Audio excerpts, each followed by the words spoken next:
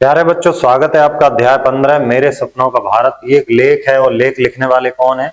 महात्मा गांधी। इनका पूरा नाम था मोहनदास करमचंद गांधी। 2 अक्टूबर 1869 को गुजरात के पोरबंदर में इनका जन्म हुआ था। इनके पिता करमचंद गांधी थे, जो कि ब्रिटिश शासन के समय काठियावाड़ की एक छोटी सी रियासत के दीवान। भारत की आजादी के लिए इन्होंने असहयोग आंदोलन, सविनय अवज्ञा आंदोलन, चंपारण आंदोलन, खेड़ा आंदोलन जैसे कई आंदोलन इन्होंने किए। करो या मरो इनका मुख्य नारा था। हिंद स्वराज, मेरे सपनों का भारत, ग्राम स्वराज, गीता का संदेश, सच्चाई भगवान है, ये इनकी मुख्य रचना है। गांधी जी को बापू जी के नाम से जाना जाता था। 30 जनवरी 1948 को इनकी मृत्यु होती है। चलिए पढ़ लेते हैं जरा। इनका लेख है। भारत की प्रत्येक वस्तु मुझे आकर्षित करती है। सर्वोच्च आकांक्षाएं रखने वाले किसी व्यक्ति को अपने विकास के लिए जो कुछ चाहिए वैसा उसे भारत में मिल सकता है। भारत अपने मूल स्वरूप में कर्म भूमि है, भोग भूमि नहीं। भारत दुनिया के उन गिने चुने देशों में है जिन्होंने अपनी अधिकांश प्राचीन संस्थाओं के यद्यपि उन पर अंधविश्वास और भूल भ्रांतियों की काई चढ़ गई है, कायम रखा है। साथ ही वह अभी तक अंधविश्वास और भूल भ्रांतियों की काई को दूर करने की और इस तरह अपना शुद्ध रूप प्रकट करने की अपनी सहज क्षमता भी प्रकट करता है। उसके लाखों करोड़ों निवासियों के सामने जो आर्थिक कठिनाइयां खड़ी हैं, उन्हें सुलझा सकने की उसकी योग्यता में मेरा विश्वास इतना उज्जवल कभी नहीं रहा जितना आज है। मेरा विश्वास है कि भारत का ध्येय अन्य देशों के ध्येय से कुछ अलग है। भारत में ऐसी योग्यता है कि वह धर्म के क्षेत्र में दुनिया में सबसे बड़ा हो सकता है। भारत ने आत्मशुद्धि के लिए स्वेच्छा पूर्वक जैसा प्रयत्न किया, उसका दुनिया में कोई दूसरा उदाहरण नहीं मिलता। भारत को फौलाद के हथियारों की उतनी आवश्यकता नहीं है। वह देवी हथियारों से लड़ा है और आज भी वह उन्हीं हथियारों से लड़ सकता है। अन्य देश पशुबल के पुजारी रहे हैं। यूरोप में अभी जो भयंकर युद्ध चल रहा है वह सत्य का एक प्रभावशाली उदाहरण है।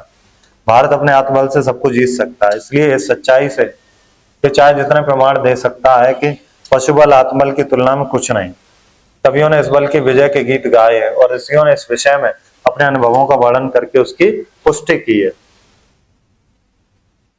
यदि भारत तलवार की नीति अपनाए तो वह क्षणिक विजय पा सकता है, लेकिन तब भारत मेरे गर्व का विषय नहीं रहेगा। मैं भारत की शक्ति हूं, क्योंकि मेरे पास जो कुछ भी है वह सब उसी का दिया हुआ है। मेरा पूरा विश्वास है कि उसके पास सारी दुनिया के लिए एक संदेश। उसे यूरोप का अंधानुकरण नहीं करना है। भारत के द्वारा तलवार को स्वीकार मेरी कसौटी की घड़ी होगी। मैं आशा करता हूँ उस कसौटी पर मैं खरा उतरूंगा। मेरा धर्म भौगोलिक सीमाओं से मर्यादित नहीं है। यदि उसमें मेरा जीवंत विश्वास है तो वह मेरे भारत प्रेम का भी अतिक्रमण कर जाएगा। मेरा जीवन अहिंसा धर्म के पालन द्वारा भारत की सेवा के लिए समर्पित। यदि भारत में हिंसा को अपना धर्म स्वीकार कर लिया और यदि उस समय मैं जीवित रहा तो मैं भारत में नहीं रहना चाहूंगा।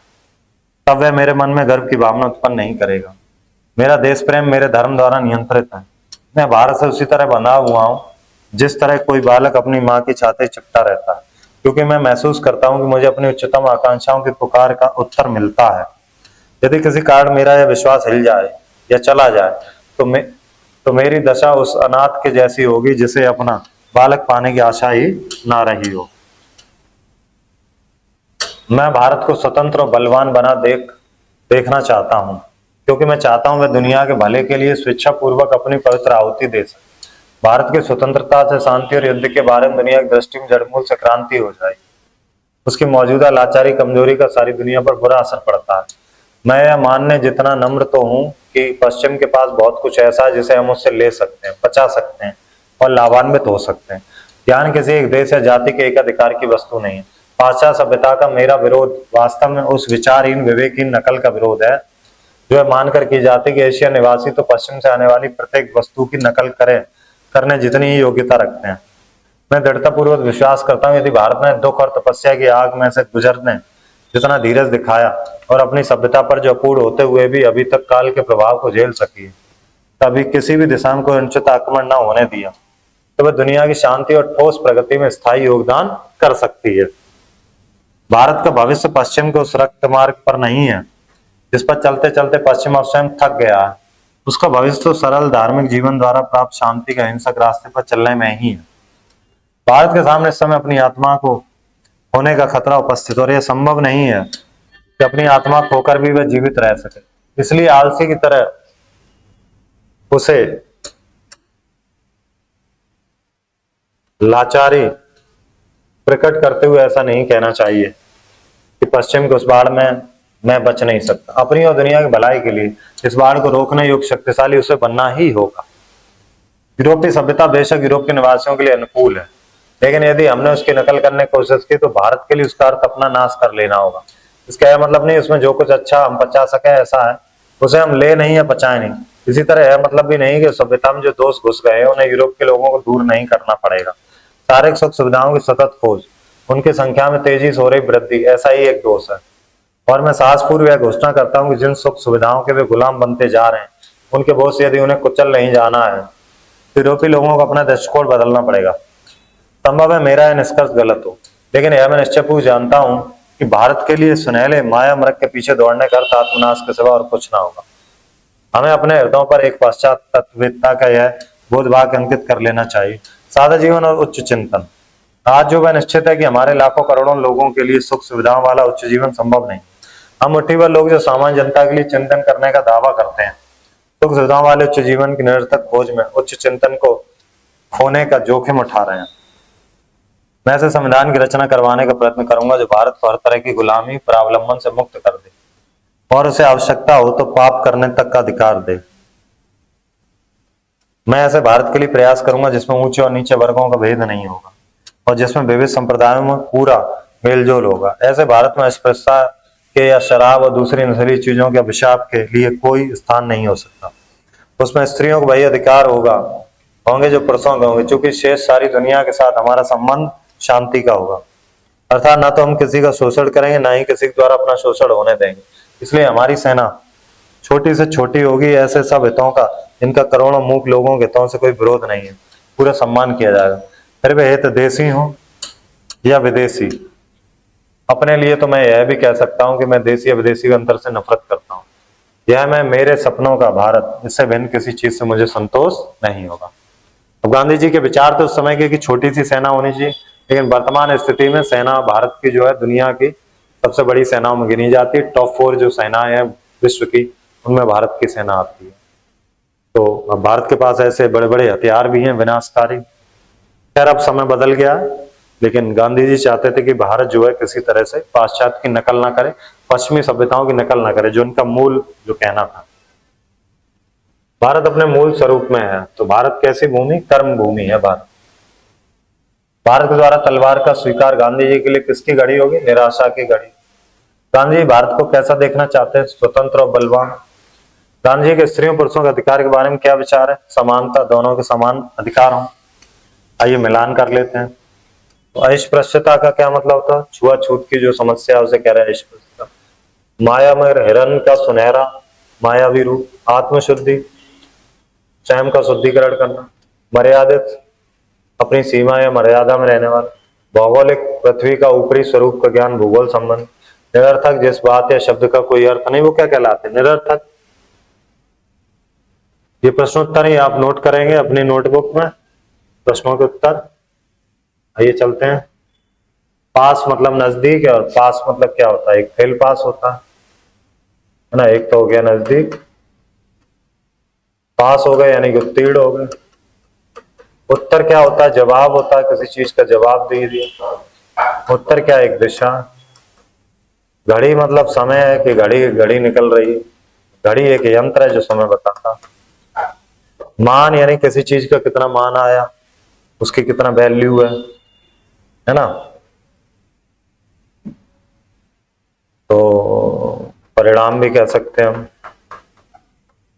और मान मतलब है सम्मान। यहाँ काल मतलब होता है समय, काल माने होता है मृत्यु। ठीक है, लिख रहे हैं यहाँ उसका काल निश्चित है।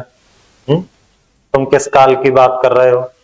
मान, हमें वहां मान प्राप्त हुआ या हमें सम्मान मिला। घड़ी, यह घड़ी पुरानी हो गई है। जिंदगी घड़ी घड़ी में बदल रही है ना, इस तरह से आप लिख सकते हैं। पास, मेरे पास आओ, उसने परीक्षा पास कर ली है, इस प्रकार से आप बनाएंगे। आइए देखते हैं अगले हैं विलोम शब्द। तो दूर का क्या हो जाएगा? पास हो जाएगा। शुद्ध का क्या हो जाएगा? अशुद्ध हो जाएगा। विश्वास का क्या बनेगा? अविश्वास बनेगा। धर्म का क्या बन जाएगा? अधर्म बनेगा। देश का क्या बनेगा? विदेश बनेगा। ठीक है ना। देश का क्या बनाएंगे? विदेश।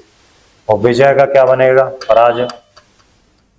नीति का क्या बनेगा? अनीति। जीवन का क्या बनेगा? मृत्यु। सुख का क्या बनेगा? दुख। निश्चय का क्या बनेगा? अनिश्चय।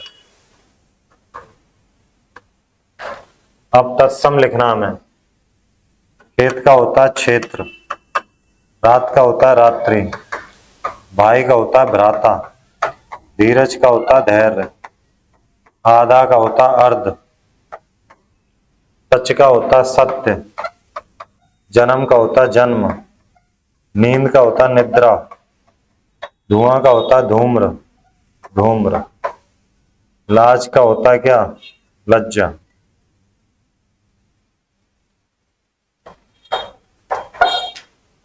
आगे चलते हैं। ये तो हो गया तत्सम, यानी कि संस्कृत में जो प्रयोग होते हैं शब्द वो तत्सम, और वही जब हिंदी में आ जाते हैं तो तत्व। ये फिर से वही वाक्य प्रयोग आ गए। खरा है, खारा है। खारा मतलब नमकीन,